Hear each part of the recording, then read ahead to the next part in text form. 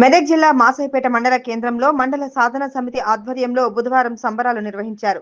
తెలంగాణ రాష్ట్ర ప్రభుత్వం 13 గ్రామాలను కలుపుతూ మాసైపేట మండలాన్ని ఏర్పాటు చేస్తూ గెజిట్ విడుదల చేయడంతో హర్షం వ్యక్తం చేశారు.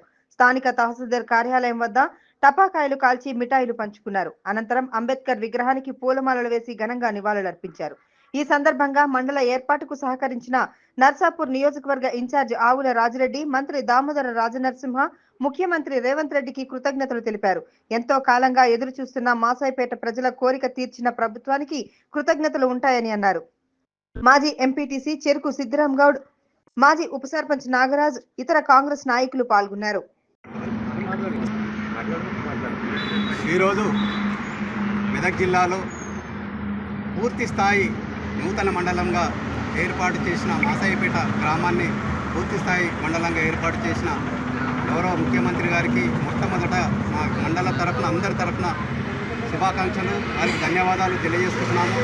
అలాగే ఈ కార్యక్రమంలో అత్యంత కీలక పాత్ర వహించినటువంటి మా నర్సాపూర్ ముద్దుబిడ్డ, మన గ్రామ ముద్దుబిడ్డ ఆవుల రాజిరెడ్డి గారికి ప్రత్యేకంగా అభినందనలు తెలియజేస్తాం. ఎందుకంటే తన సొంత గ్రామాన్ని చేయాలనే తపనతో ఆయన గౌరవ మంత్రివర్యులు కొండా సురేఖ గారితో, అలాగే పంచాయతీరాజ్ మినిస్టర్ మన సీతక్క గారితో, దామోదర రాజనరసింహ గారితో చాలాసార్లు వాళ్ళతో ఇంటరాక్ట్ అయ్యి ఈ మా మండలి ఎట్టి పరిస్థితులు కావాలని, ఎందుకంటే ఎంతోమంది మమ్మల్నే చూసి పాత మండలంలో ఏమున్నది మీ మండలంతా మళ్ళా యాజిటీస్గా ఎల్దుర్తిలో కలవాల్సిందే, ఎందుకంటే ఒక రెవెన్యూ మండలి అనేది దానికి పూర్తి స్థాయి అధికారం ఉండదు కాబట్టి మీకు మండలి కాదని మమ్మల్ని ఎక్కిరించే స్థితికి వచ్చినప్పుడు గత 3 సంవత్సరాల నుంచి పడ్డ బాధ గౌరవ రాజిరెడ్డి గారి కృషి ఫలితంగా ఈరోజు మన మాసైపేట నూతన గజిట్గా విడుదలయ్యి పూర్తి స్థాయి మండలంగా ఈరోజు నిలబడ్డదంటే దానికి మేమందరము ఎన్నో సంవత్సరాల కృషి, ఎందుకంటే మండల సమితి పెట్టుకొని ప్రతి ఒక్కరము ఎన్నో ఉద్యమాలు చేసి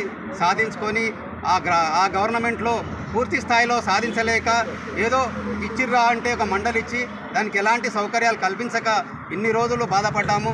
ఇక ఈ గవర్నమెంటు ఇంత త్వరగా, ఎందుకంటే మన ఈడ ప్రభుత్వం తరఫున ఎమ్మెల్యేగా లేకున్నా ఒక ఇన్ఛార్జిగా ఉండి తన గ్రామాన్ని మంచి నిలబెట్టాలనే ఉద్దేశంతో వారి కృషి, రాజిరెడ్డి గారి కృషి నిజంగా అభినందనీయం.